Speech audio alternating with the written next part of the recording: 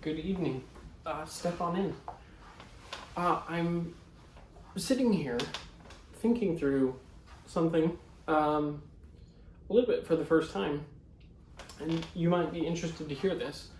So I've been thinking about the perennial question of, in Lord of the Rings, why does the Fellowship not use the eagles to fly the ring or ring bearer to Mount Doom?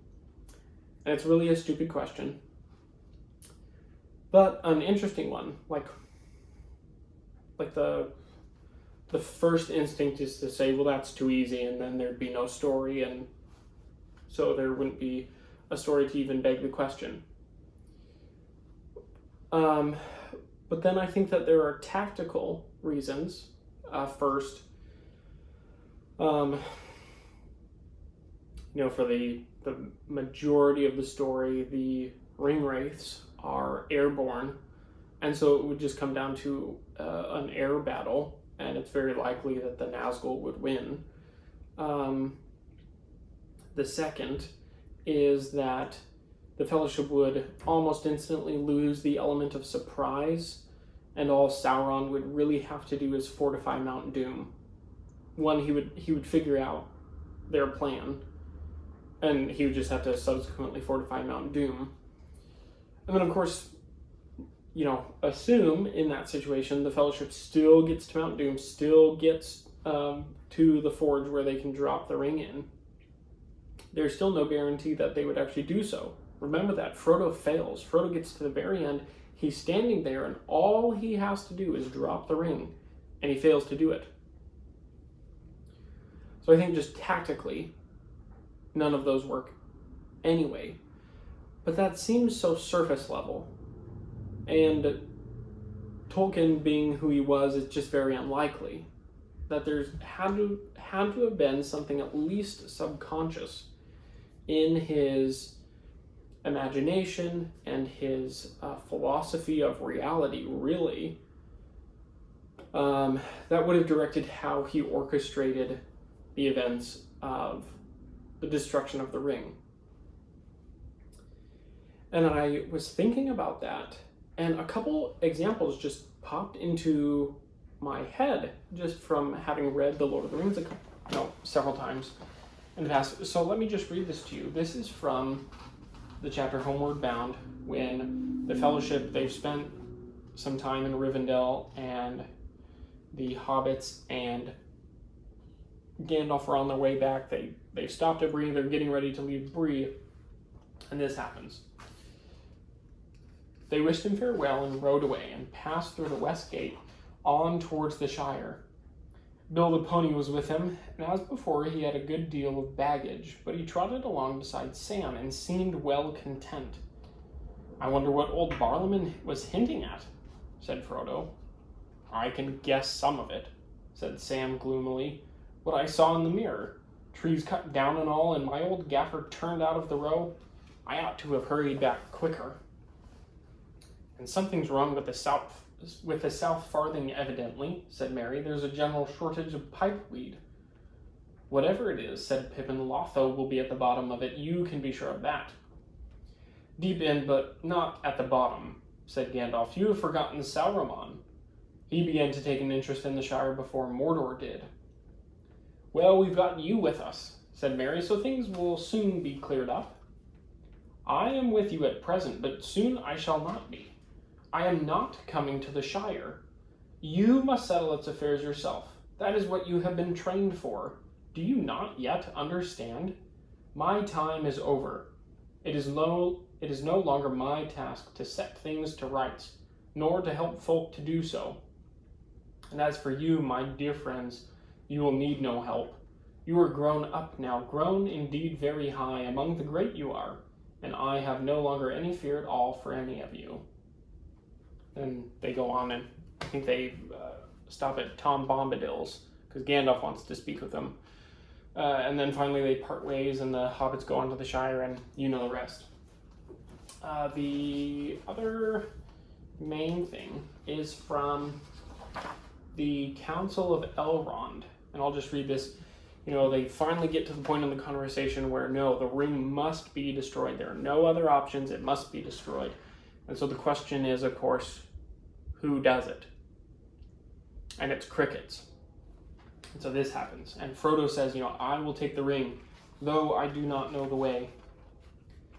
Elrond raised his eyes and looked at him, and Frodo felt his heart pierced by the sudden keenness of the glance. If I understand aright all that I have heard, he said, I think that this task is appointed for you, Frodo, and that if you do not find a way, no one will. This is the hour of the Shire folk, when they arise from their quiet fields to shake the towers and councils of the great. Who of all the wise could have foreseen it? Or if they are wise, why should they expect to know it until the hour has struck? But it is a heavy burden, so heavy that none could lay it on another. I do not lay it on you, but if you take it freely, I will say that your choice is right. And though all the mighty elf friends of old, Hador and Hurin, and Turin and Beren himself were assembled together, your seat should be among them.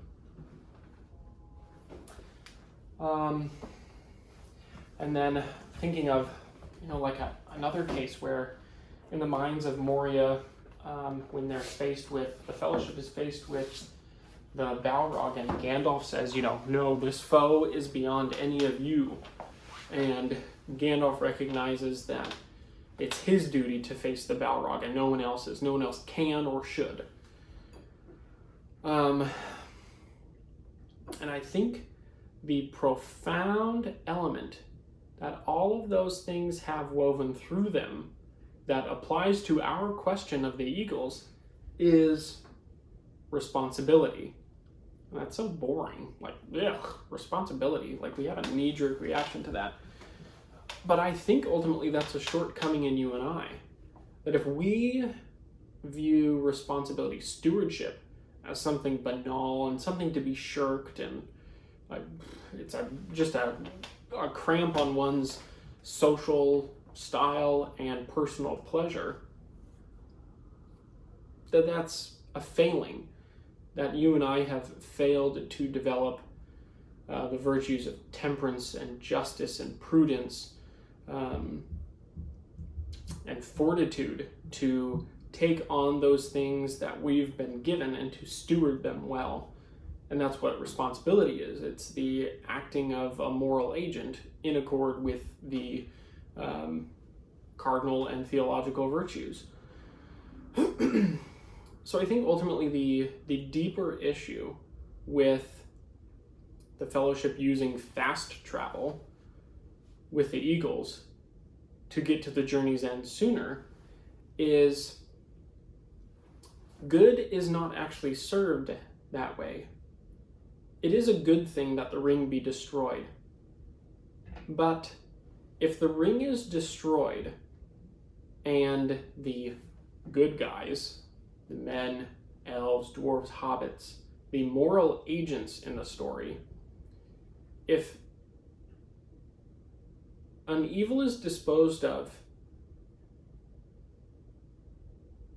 without the exercise of virtues, goodness is not ultimately served. If the moral agents are not allowed to take on the responsibility that they ought, and thereby exercise and increase their virtue, then good is ultimately not served. That it would actually be an evil if the ring is disposed of in a way that those virtues cannot also be cultivated. So you think of, the virtue that Sam must exercise in Mordor in the Pass of Cirith Ungol, where he resolves to take up the ring, but then he has to exercise the virtue of letting go. And it's interesting, there are only two characters that ever willingly give up the ring. And it's Bilbo and Sam. Only two people in all the history of Middle-earth have ever willingly given up the ring. And if the Fellowship had fast traveled to Mordor, it's very likely that Sam and Frodo never would have met Gollum, which means his treachery never would have occurred, which means Sam never would have had the ring, which means he never would have been able to exercise the virtue of letting go, forsaking the vice of keeping the ring, which he certainly could have. I'm trying to think of another example. And we even get an example of a bad steward in Denethor. You know, he hates the thought of Aragorn returning, not necessarily because he deep down disbelieves that there could possibly be an heir to the throne of Numenor, but because he thinks, well, the stewards have been doing this for so long, we might as well have the throne. But what Denethor doesn't understand is that he's still a steward, which Gandalf has to point out to him. And Denethor thinks, well, I steward it, so it's mine. But that isn't the case.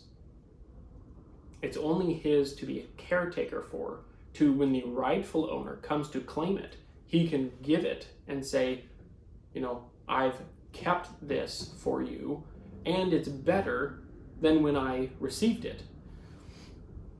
And that's what being a steward is. And of course, that's the very first, you know, in Tolkien's imagination, that would have been the very first thing.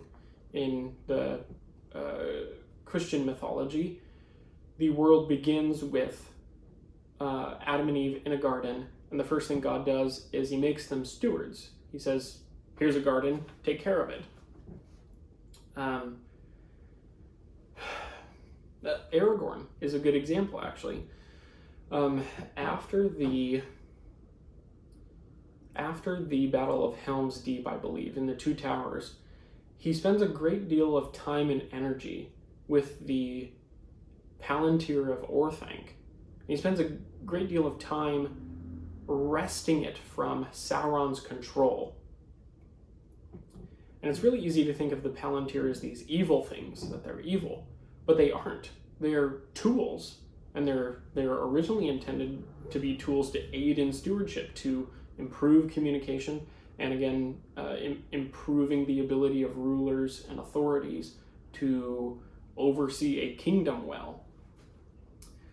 But at some point, someone failed in their duty, and Sauron gets hold of the Palantiri. And so Aragorn, rightly, this obscure antecedent object, the Palantir, like they could have just thrown it away, could have buried it, thrown it into the sea, whatever. But they don't. It's important that Aragorn takes it back. Because if there's something that tools should be used for good ends. And if there's a tool that's being used for a bad end, which the Palantiri were, then it's the responsibility of the owner of those things to take that back. And if they're used for wrong, ultimately the responsibility and any penalty can be laid at the feet of the owner. And so it's important for Aragorn to take those back for that reason.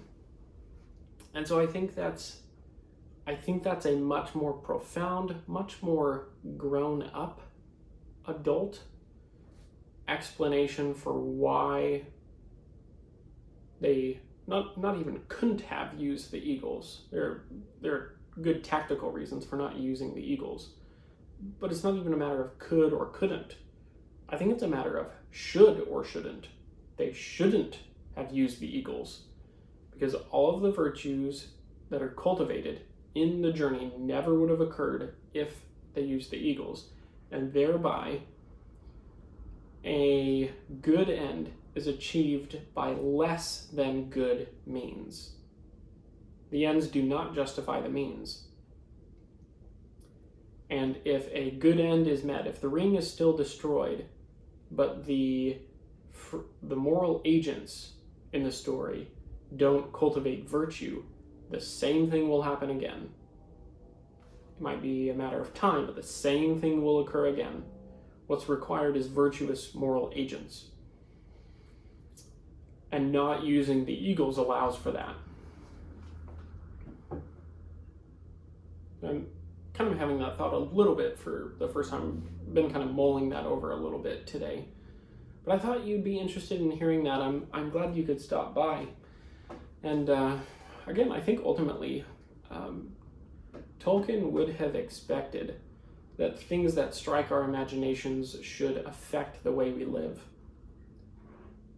And very ultimately, that just might mean that whatever those responsibilities that you and I have, that there's a good reason for us to be good stewards of those things. So anyway, it's a bit late. I'm about to turn in. Thanks for stopping by. I really enjoyed your company as I kind of mulled that over a little bit. I look forward to the next time I'll see you. Take care.